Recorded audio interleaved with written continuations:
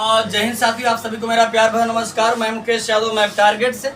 और आज हम लोग पढ़ेंगे कक्षा 9th की मैथ एक्सरसाइज 8.1 का क्वेश्चन नंबर 7। यदि हम बात करें तो पिछली क्लास तक जो है वो हमने एक्सरसाइज 8.1 का क्वेश्चन नंबर 6 तक हम लोगों ने कंप्लीट कर लिया और आज हम लोग क्वेश्चन नंबर 7 समझने का प्रयास करते हैं।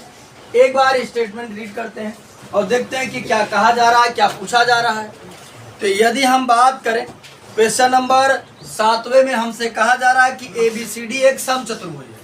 ये बच्चे समझिएगा, हमारे पास कोई एक चतुर्भुज है और वो ऐसा चतुर्भुज है, क्या है, समचतुर्भुज। अब समचतुर्भुज के बारे में हमने आपको पढ़ाया है कि ऐसा चतुर्भुज जिसकी चारों की चारों भुजाएं क्या हो, ऐसा चतुर्भुज जिसकी चारों की चारों भुजाएं बराबर हो, ऐसे चतुर्भुज को हम समचतुर्भुज कहते हैं। क्या कहते हैं? समचतुर्भुज। तो कह रहा था ABCD, सुनो ध्यान से, ABCD एक समचतुर्भुज है। तो हमने एक चतुर्भुज बनाया और ऐसा चतुर्भुज बनाया ताकि चारों की चारों भुजाएं क्या हो, बराबर। ये देखो, AB बराबर BC बराबर CD बराबर D। दर्शाइए कि विकर्ण AC कोण A और C दोनों को समद्विभाजित करता है तथा विकर्ण BD कोण B और D दोनों को समद्विभाजित करता है। करा अगर ये एक समचतुर्भुज है, हमने आपको कह दिया, तो आपको क्या शो करना है? शो करना है कि ये जो विकर्ण AC जा रहा है, ठीक, ये विकर्ण AC जो जा रहा है, ये कोण A को दो इक्वल पार्ट में डिवाइड कर दे रहा है। यानी ये कोण और ये कोण आपस में क्या है, अनुष्का बराबर है। अनुष्का भी आएंगे, बहुत मारेंगे, बता दे हम तुमको बात कर देंगे। यानी ये कोण और ये कोण आपस में क्या है, बराबर। करा विकर्ण AC जो है वो कोण A और C दोनों को समद्विभाजित करता है, यानी A को भी समद्विभाजित करता है, यानी इतना हिस्सा और इतना हिस्सा का है, बराबर। ऐसे ही ये इतना और ये इतना का है आपस में, क्योंकि वो कह रहा है केवल A को समद्विभाजित नहीं करता है, A के साथ साथ C को भी समद्विभाजित करता है। यानी ये कोण और ये कोण आपस में क्या है, बराबर। ये और ये बराबर हमको दिखाना है। उसके बाद करा ये जो विकर्ण BD, ये जो विकर्ण BD है, ये भी कोण B और D को भी समद्विभाजित करता है, ठीक। तो समझेगा ध्यान से, यानी ये कोण और ये कोण बराबर दिखाना है, ये और ये बराबर दिखाना है, ये और ये बराबर दिखाना है, ये और ये बराबर दिखाना है, ठीक। सबका हम नाम दे देते हैं। तो समझो बच्चे ध्यान से, हमने यहाँ नाम दिया, सब पहले इसको देते हैं 1 2 3 4 5 6 7 और 8 नाम दे दिया ताकि पता चलता है। जिनको बात करना भागो यहाँ से, हमारे आपके सामने बता दे रहे हैं। तो यहाँ समझिएगा, हमने सबको नाम दे दिया ताकि नाम दे दिया है तो स्पष्ट रूप से दिखाई देता रहेगा, ठीक। तो समझिएगा ध्यान से। तो कुल मिलाकर करा कि ABCD एक समचतुर्भुज है और आपको शो क्या करना है, शो ये करना है कि ये जो विकर्ण AC जा रहा है इतने और इतने को बराबर कर दे रहा है। यानी अगर हम नाम दे दिए तो क्या दिखाना है, 1 बराबर 2 है ना, एंगल 1 बराबर एंगल 2 और एंगल 3 बराबर एंगल 4 और 5 बराबर 6, 7 बराबर 8। ये हमको क्या करना है, शो करना है, सिद्ध करना है, ठीक, सत्यापित करना है। तो चलिए समझिएगा बच्चे ध्यान से।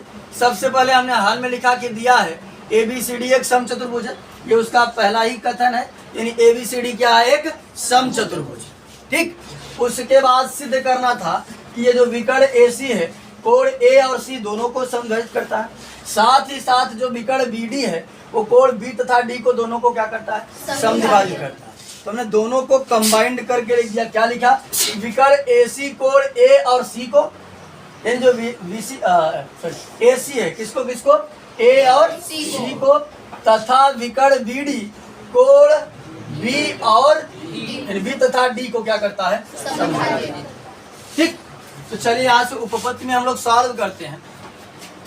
सबसे पहले हम कोण A और C को दिखाते हैं, यानी कि इसकी बात बाद में करेंगे, पहले इसको बराबर दिखा देते हैं, इसको बराबर दिखाने का प्रयास करते हैं। एक साथ तो सब कर नहीं सकते हैं, तो यहाँ समझिएगा, पहले मैं दिखाऊंगा। अगर यहाँ पर हमने क्या नाम दिया है, 1, यहाँ 2, यहाँ नाम दिया है 3 और यहाँ नाम दिया है 4। तो सबसे पहले जिनका दिमाग नहीं काम कर रहा, भूसा खा के आए हैं, अभी चलावन हम दे देंगे उनको। और इधर ध्यान दो, बता दे रहे हैं, चलावन वाले हमारे सामने दिखे ना। तो यहाँ समझो ध्यान से, यानी 1 बराबर 2 और 3 बराबर 4, ये हम पहले दिखाते हैं, फिर दिखाएंगे 5 बराबर 6 और 7 बराबर 8। तो ये बच्चे यहाँ समझेगा। अब क्या काम करें हम कि या तो एक बार इसको लेकर एकांतर दिखाएं, इसको लेकर एकांतर दिखाएं, फिर ये और ये भुजा बराबर है बराबर दिखाएं, 2-3 समीकरण बनेगा, फिर बराबर दिखाएं। उसमें बच्चों को कंफ्यूजन होने की संभावना बढ़ जाती है। और अभी हम चैप्टर 7 में बहुत अच्छे तरीके से सीख करके, बहुत अच्छे तरीके से पढ़ करके आए हैं सर्वांग सम के बारे में। अगर सर्वांग सम हम दिखा दें, उनकी संगत भुजा और संगत कोण आपस में क्या होती है। अगर मैं इसको और इसको सर्वांग सम दिखा दूं, ये कोण इसके बराबर, ये इसके बराबर, आसानी से हो जाएगा। और सर्वांग सम दिखाना कोई कठिन कार्य नहीं है। ये देखो काहे की चारों की चारों भुजाएं क्या है, बराबर। ये वाली भुजा इसके बराबर हो जाएगी, ये इसके बराबर हो जाएगी, ये कॉमन हो गया, तुरंत से सर्वांग सम हो जाएगा। तो यहाँ समझिएगा, सबसे पहले हम बात करते हैं त्रिभुज ABC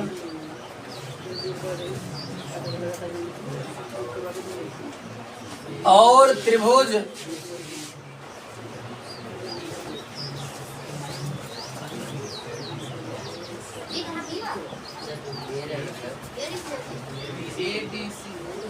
ADC, हाँ ADC में समझे ध्यान से बच्चे, यानी ये वाला त्रिभुज और ये वाला त्रिभुज दोनों को हमने अलग से बना दिया। यहाँ पर यहाँ दोनों त्रिभुजों को हमने अलग से बना दिया ताकि स्पष्ट रूप से दिखता रहे, और इसमें भी दिख रहा है, कोई दिक्कत नहीं है। इसकी ये भुजा इसके बराबर है, यानी चारों बराबर, किसी ये वाली इसके बराबर है और ये वाली इसके बराबर है, यानी AB बराबर BC और उसके बाद BC बराबर AD। अरे कौन बोला ये, याद AB बराबर CD है, AB बराबर CD, यानी ये वाली भुजा इसके बराबर है, ये वाली इसके बराबर दिखा दे, BC बराबर AD। ठीक, अब यहाँ समझो इन दोनों का कंबाइंड रीजन दे देते हैं। ABCD एक सम चतुर्भुज है, उसकी चारों की चारों भुजाएं क्या होंगी, सम चतुर्भुज, और भुजा AC क्या है, कॉमन। भुजा AC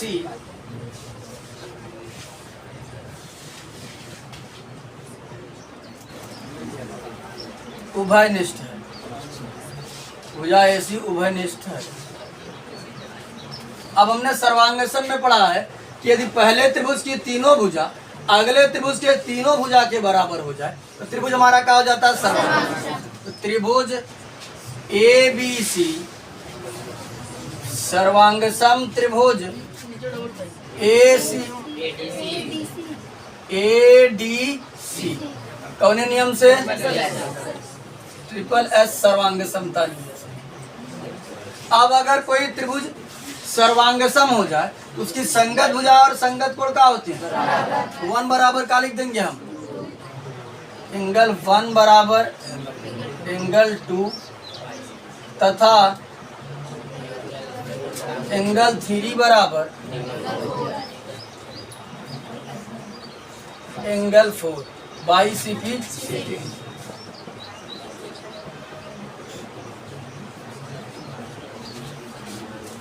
हमें यही तो शो करना था कि 1 बराबर क्या है, 2 है, और 3 बराबर क्या है, 4। तो हमें आसानी से दिखा दिया, लिखना होगा तो अच्छा लास्ट में लिख देते। इसको मानना होगा तो मान लीजिएगा। यहाँ समझो बच्चे ध्यान से, हमने ये दिखा दिया कि 3 के बराबर क्या है, 4 है, और 1 के बराबर क्या है, 2 है। और हमें शुरुआत में भी यही शो करना था, ये जो विकर्ण AC जा रहा है इस कोण ए और सी को क्या करता है, समविभाजित करता है, दो बराबर भागों में बांट देता है। इसका मतलब ये भाग और ये भाग बराबर, ये भाग और ये भाग। बात सुनाई। उसके बाद समझिएगा बच्चे ध्यान पूर्वक,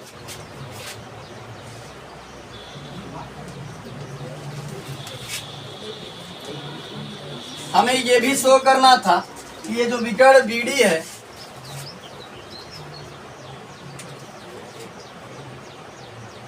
यहां समझिए ए बी सी, ये जो विकर्ण बीडी है, देखो ध्यान,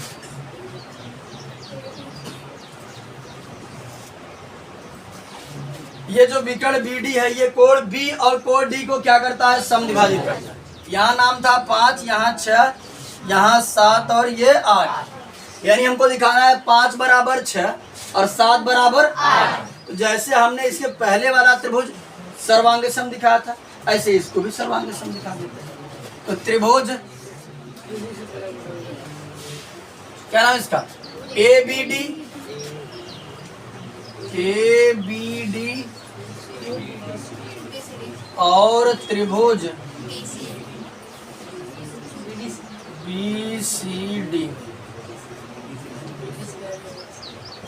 याद समझो बच्चे, इसको और इसको सर्वांग सम दिखाने की कोशिश करता हूं, तो समझो ध्यान से, ये वाली भुजा इसके बराबर, यानी ए बी बराबर सी डी। उसके बाद समझो ये वाली भुजा इसके बराबर है, ए डी बराबर,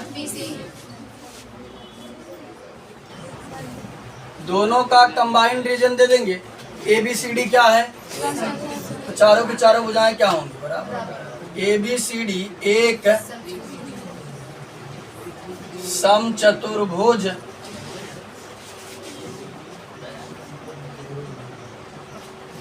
उसके बाद समझो बच्चे ध्यान से, अगर हम बात करें भुजा बीडी क्या है, कॉमन है, भुजा बीडी उभयनिष्ठ है।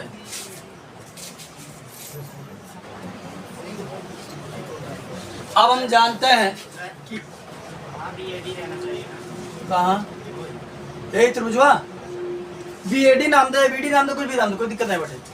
त्रिभुज का नाम देखिए, एंगल में जो होता है वो बीच में रहता है। त्रिभुज देखो इसका नाम, चाहे इसका नाम आप ए बी डी कहें, चाहे ए डी बी कहें, बी डी ए कहें, बी ए डी कहें, इन त्रिभुज का नाम हम कुछ भी दे सकते हैं।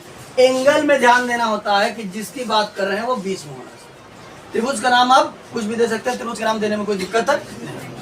क्या समझो बच्चे, ए बी बराबर सी डी था और ए डी बराबर बी सी, और बी डी साइड क्या हो गया, कॉमन हो गया।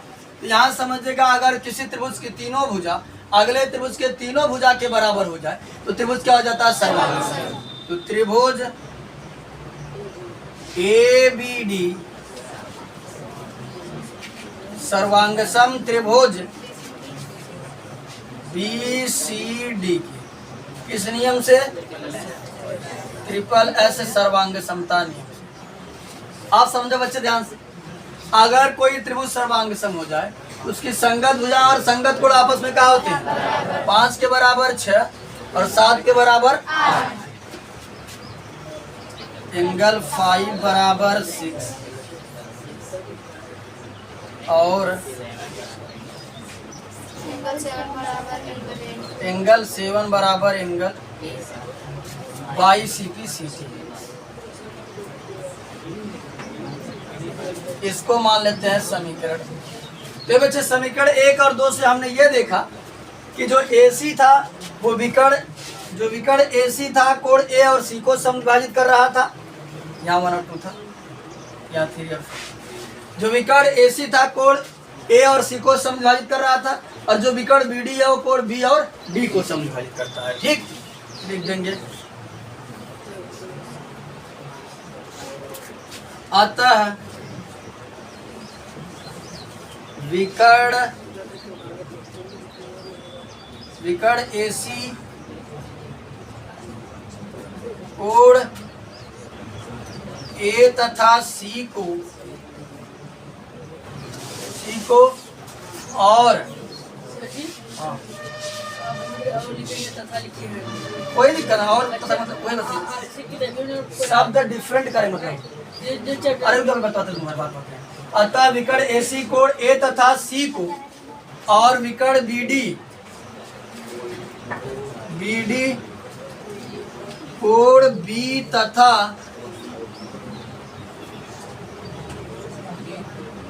कोण D को